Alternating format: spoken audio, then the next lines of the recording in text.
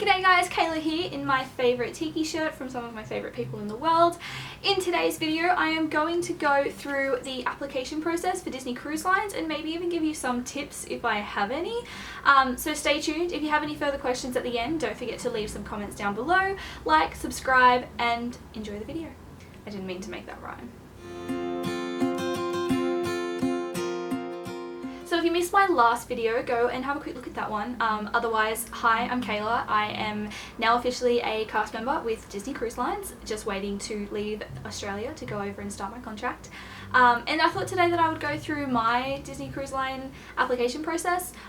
This I can't say is the same for everyone. Everyone's experiences are completely different, but I thought I would give you mine. So back in May, I woke up one morning and there was someone who posted on the Disney Alumni Facebook page that there were applications open for Bibbidi Bobbidi Boutique on Disney Cruise Lines, and without a beat I immediately jumped online and started doing the application process. I was supposed to wash my hair and do my makeup for work that day, but I did not wash my hair and I did not do my makeup for work that day. Instead, I tried to get as much of my application done as I could, and I didn't actually get it finished, so I took my laptop to work and finished the application process at work. The application process is pretty standard. When I signed into the dashboard, which is just the typical sign in, all the job listing process, all the job listings are there for Disney. When I logged in, it still had all of my information from my last application, which was the Disney College program. So luckily all my information was already there. I just had to tweak a few things and include actually working for the Walt Disney Company from my program. So once I had uploaded all my information, uploaded my resume, all that kind of thing, I submitted it. That was about 12:45 back in the beginning of May. The following day I woke up and checked my emails and I had already received a response to say that I'd gotten through the interview round. So that, to begin with, was insane, because with my previous program I think I waited 3 months before I got any sort of notification that I'd moved on. So the fact that I got one, it was actually 12 hours later, 12:45 a.m. my time, I got an email saying that I'd gotten my interview. So that was incredibly exciting. So I booked my interview for the following week. It was the following Tuesday, and because of the time difference it did have to be at night, so I booked my appointment for 12:30, sorry, that's a lie. I booked my interview for 10:30 p.m, which I think was roughly 8 a.m. their time. I believe the interviewer was in Florida. I could have been wrong, but they were over there somewhere. So I got ready for my interview. I did a little bit of research. So I found a girl online, Teen G. If you haven't checked out her channel and you're interested in Disney Cruise Line, I highly recommend it. She has helped me so much, and I've even gotten in contact with her via Instagram, and she's been so helpful answering so many questions. So shout out to Teen G. But I watched a lot of her videos before the interview. I found someone else that I was following was also on the Disney Cruise Line at the time, and she was from Queensland. So I messaged her with a couple of questions and she was really helpful as well. But anyway, so I got dressed up in my interview attire. I changed outfits twice because I am crazy and overthink things and couldn't decide on what to wear. So I ended up wearing a dress, I did my hair, I did my makeup, and I even wore heels because I just wanted to make sure that they knew how dedicated I was and how much I wanted this role. So I tried to be as professional as possible. So when the time came, just beforehand, I got an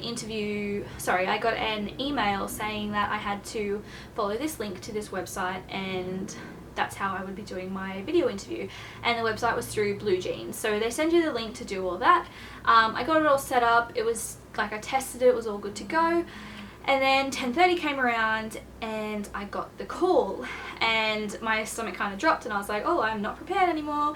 I did have like cue cards beside me just because I was like, oh, what if they ask this question, this question, this question? Like, I want to kind of know how to answer it and think of the best things that I could include in my answers. But yeah, so the call came through and my stomach dropped. I answered it and I could hear what she was saying, but she couldn't hear what I was saying, and I completely freaked out. I was like, oh my goodness, no, like everything's going wrong, I can't handle this. But she was like, it's fine, it happens all the time. So I ended up having to do it on my phone. I was actually going to try and like take notes during the interview so I knew roughly like what questions were said and stuff like that.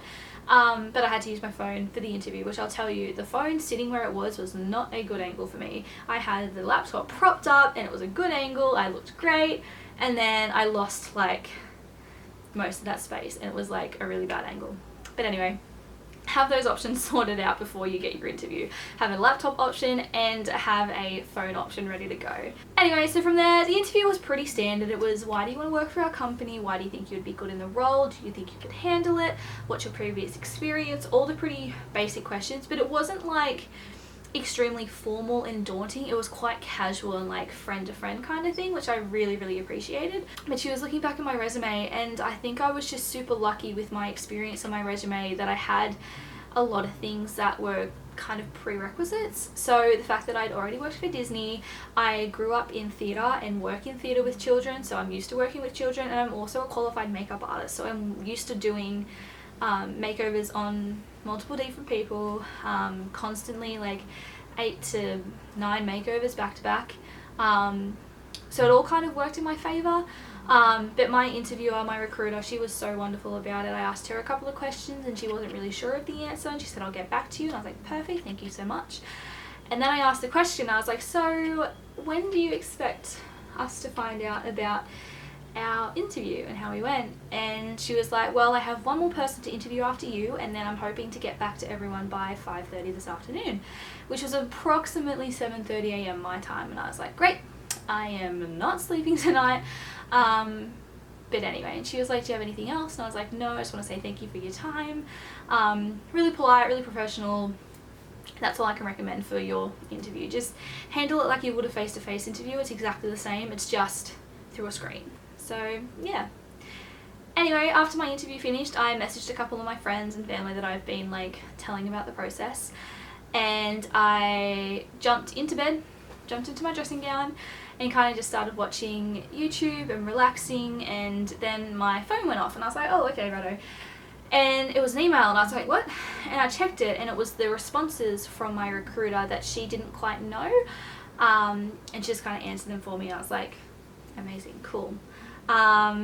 And then I just read my email and then that's that. But for this one I was like, oh, okay, I'll just go back to like the homepage of where all my emails are listed, and just below that one, I didn't get the notification for this, but it was sitting there, was an email saying that I had gotten on to the next round. So that was 20 minutes after my interview finished and 10 minutes before she'd even interviewed the next person. So I got through the interview process before she'd finished interviewing, and that was just such a relief and a blessing, really. And I felt very fortunate that that happened for me, that I was able to get my response that quick. And I was very thankful for all my past experiences and just happy that I obviously did a good interview, and it was a really good experience. And I went to bed and I could hardly sleep, and it was great. So from there, they send you the link to Docs, which is the onboarding site where you kind of put all of your paperwork in for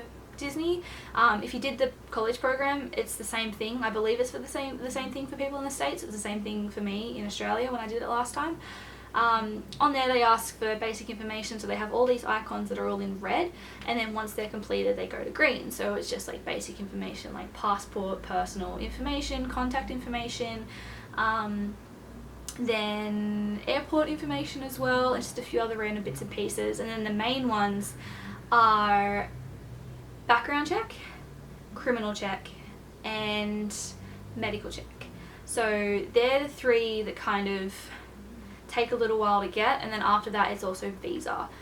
So all up, it probably took me just over maybe 4 weeks to do all of the stuff that I needed to do. So the background check is done through the US. So if you've already worked in the US, you need to do a US background check. But then for the criminal check, that also kind of includes the background check for Australia. So you just get online, they send you a procurement ally. They send you information to contact someone to help you with these bits of information. So went through, did all that. I was approved for my US background check, I was approved for my Australian criminal check, and then I did my medical, and that was all good. The only annoying thing at the time is that you do have to pay out of pocket for those expenses, but Disney does assure you that they will reimburse you when you get to the cruise. So I'm excited for that.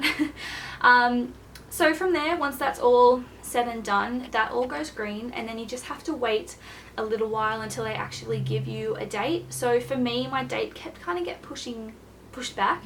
I asked a couple of times and they were like, oh, we don't expect you to leave till August, and then it was October through December. And then I got an email one day from FedEx saying that I had a package on its way, and I was like, oh my goodness, because the last thing that you get is your COE letter, which is your confirmation of employment. And I've been waiting for that letter for so long because I was like, I just want to go, like I just want to get out of here, I want to be with Disney again, I want to see my like Orlando friends. I was just like, oh, let's go. But yeah, so I got an email from FedEx saying that my package was on its way. My understanding was that on this letter you actually get told exactly when your start date is and when you're leaving, but I was wrong. So I got the letter and it said that I'd be starting my employment anywhere from November 2019 to January 2020. And I was like, oh, okay, like I was a bit bummed because I was like, oh, I really kind of want a secure date, but I was happy that at least I had something a little bit more official and not kind of just like, oh, we're getting there, like we're finding you a place to go.